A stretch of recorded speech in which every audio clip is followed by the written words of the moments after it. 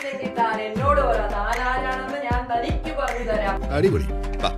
എയുടെ 50% ബി. നീ എന്തൊക്കെയായി പറയുന്നത്? എനിക്കൊന്നും മനസ്സിലാവുന്നില്ല. ബിയുടെ 60% സി.